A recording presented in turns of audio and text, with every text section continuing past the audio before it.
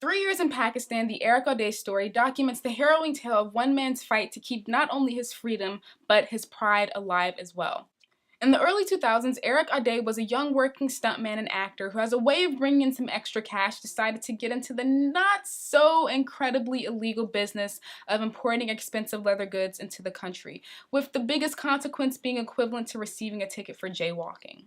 On one particular trip to Pakistan that wasn't even initially meant for him, Eric ended up being detained and then later imprisoned on charges of suspicion to smuggle narcotics, after opium was found stashed in his suitcase that was carrying the leather goods. Over the almost 3 years that he spent as a prisoner of the Pakistani criminal justice system, Eric was subjected to things like beatings, electrocutions, drownings, rooms filled with rats and roaches and who knows what else. Rooms whose floors that he would have to sleep on that when it would rain, it would flood. Disgusting and inhumane things like having to wipe his ass with his hands. Fights, of course, corrupt guards, and people, not necessarily all of them inmates, that legit wanted to kill him. Now, anybody that knows me knows that I love a good documentary. There's just something about being able to get to the heart and essence of a person or story without necessarily needing all of the hoopla and spectacle that usually makes a movie that fills a very specific void in my life. Now, don't get me wrong.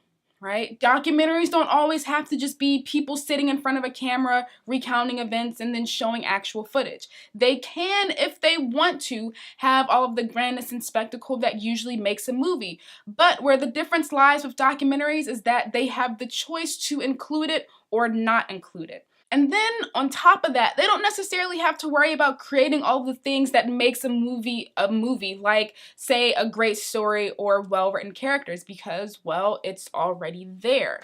But where the challenges do arise for documentaries is, and like I already said, making sure that they focus in on what matters. So making sure that they really get to the heart of whatever it is that they're talking about. In terms of this story, I don't ever personally recall ever hearing much about this story, if I'm being completely and totally honest. I know that I have heard stories of Americans being trapped in foreign countries, or if we want to get more specific, to this story in Middle Eastern countries, but yeah, like I said, I don't recall ever hearing much about this particular story. Maybe I heard about it in passing or things like that, but this documentary was really the first time that I really learned about what happened to this man, Erik Audé. And boy, is this story a wild one. Ooh wee, shouts out to Kesha. At least I hope that's Kesha.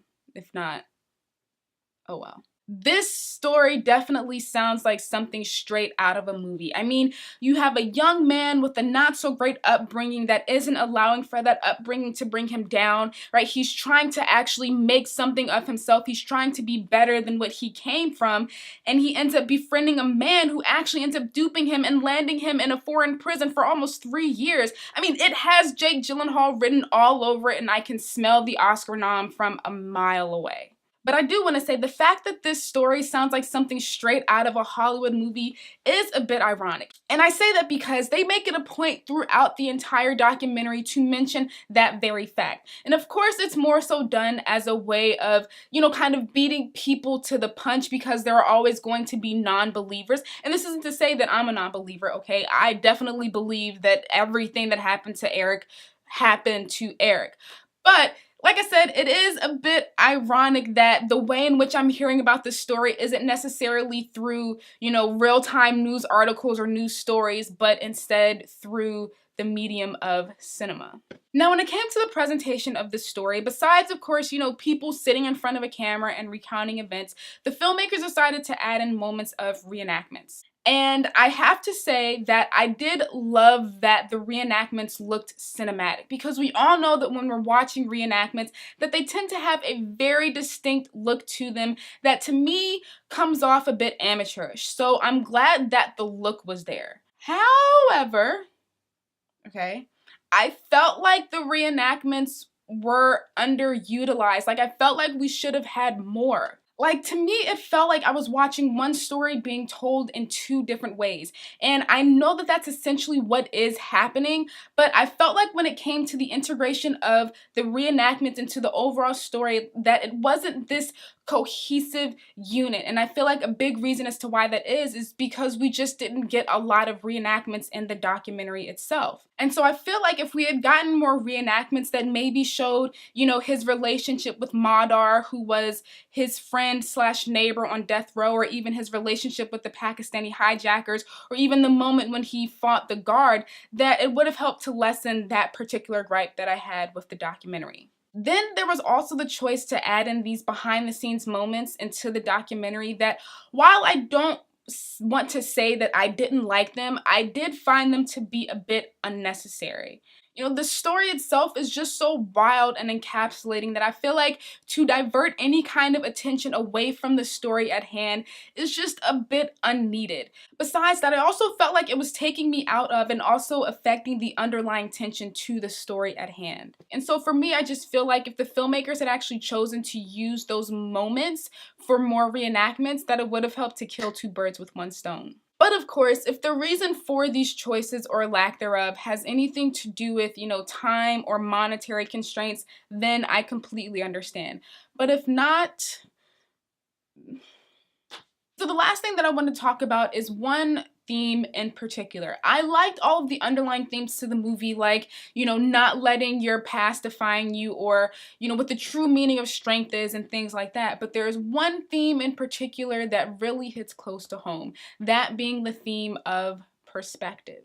So after coming home, Eric talks about how because of his ordeal, everything is now forever put into perspective for him. Before all of this happened, Eric was one of those people who things were never ever good enough for. But because everything that happened in Pakistan, his life from that point on is that much more tolerable. You know, his life is the true embodiment of, well, that could have been worse. And you know, it does suck that oftentimes people have to go through these horrible and or traumatic events in order to see just how amazing life, the world, and everything in it truly is. But I don't know, I guess you just gotta take the good with the bad, and in this case, it's the really, really bad. But that's why I do what it is that I do, and why this channel is called Taking a Different Perspective. Because if I can get at least one person to put things into perspective and really look at the bigger picture without having to go through situations like what Eric went through, you know, whether it's in terms of life or something a lot more minuscule, like say a particular movie or some kind of song or some kind of notable figure, then I know what it is that I'm doing isn't in vain. And that honestly fills my heart. Like, for real.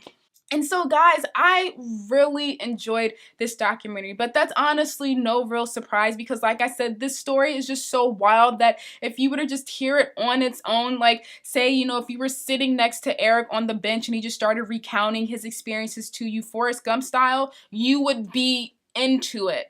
Yeah, you know, there were some, I don't want to call them flaws, but you know, some unnecessary things in this documentary that had they not been in, you know, it would have made it that much better. But this is a great story. This is a sad story. This is a wild story. It's a triumphant story. It's a lot, right? And I definitely think that you will enjoy it, and at the very least take some kind of new perspective away from it. So make sure you check out 3 Years in Pakistan, the Erik Audé story. You are a wild one. Ooh, I don't know the rest of the words.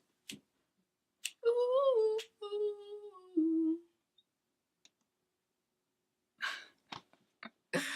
All right.